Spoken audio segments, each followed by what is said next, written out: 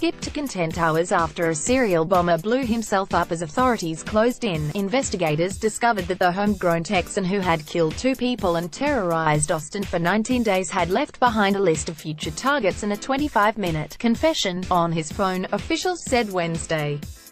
After hundreds of investigators swarmed Austin in recent days to stop the bomber, it was a combination of high-tech surveillance and old-fashioned shoe leather investigating that led officials to Mark Anthony Condit, 23, who had no criminal record.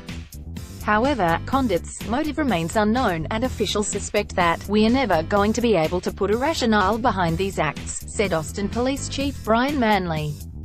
In Condit's confession video, he does not at all mention anything about terrorism, nor does he mention anything about hate, Manley said. Instead, it is the outcry of a very challenged young man talking about challenges in his personal life that led him to this point. The series of bombs used similar components that made it easy for officials to link the devices: unusual batteries, apparently purchased online from Asia, and nails used as shrapnel, according to U.S. Rep. Michael McCaul of Texas, the Republican chairman of the House Homeland Security Committee. Trying to find the buyer of the nails, officials went to every hardware store in the area to find customers who had made large purchases, and they struck gold with a Home Depot store in the Austin suburb of Round Rock, McCaul said in an interview with the Los Angeles Times. The fatal mistake that led law enforcement to him, because he was pretty good at evading surveillance cameras, was when he walked into Home Depot, McCaul said. Investigators obtained surveillance video of Condit walking into the store in a wig and walking back out to a vehicle with a license plate connected to his name. From there, McCaul said, investigators obtained a cell phone number linked to Condit, which had been turned off for a while, until Wednesday morning. When Condit turned on the phone, McCaul said, investigators were able to pinpoint him at a hotel in Round Rock, which led to a police chase. Officials described a harrowing scene at the end of the chase. After Austin police forced Condit off the road to prevent him from getting on a freeway, officers surrounded the vehicle and banged on the windows, at which point Condit set off a blast that sent officers flying backward. One officer suffered non-life-threatening injuries. Your officers you have known for years, charge into what we knew was a dangerous situation, Manley said.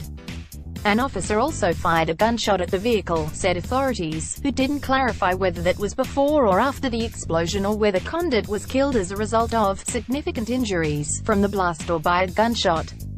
Officials, who discovered a bomb-making room in Condit's home in the Austin suburb of Pflugerville, still haven't offered any theories for why Condit embarked on a bombing campaign that left 2 dead, 4 injured and an entire city unnerved.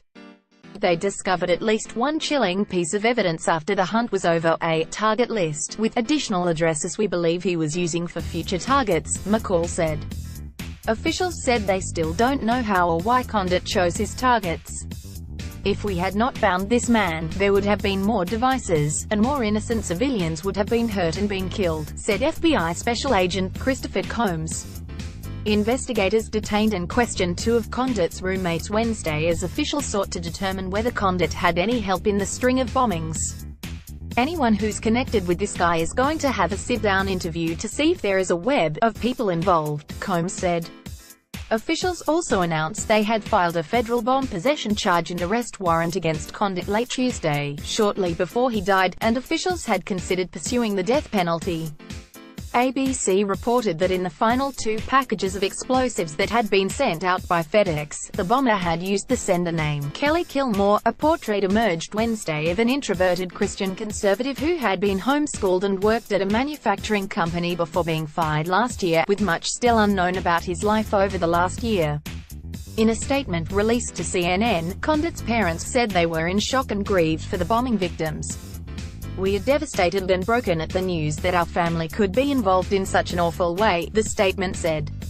We had no idea of the darkness that Mark must have been in. Our family is a normal family in every way. We love, we pray, and we try to inspire and serve others. Right now our prayers are for those families that have lost loved ones, for those impacted in any way, and for the soul of our Mark. We are grieving and we are in shock. In Pflugerville, federal and local law enforcement officials searched 2 sheds and trash bins outside the Condit's multi-story home. The shades were drawn, and a U.S. flag flew out front. Austin Police Homicide Det. David Fugit said Condit's family has been very cooperative, adding that officials didn't have any indication the family knew Condit was involved with the bombings.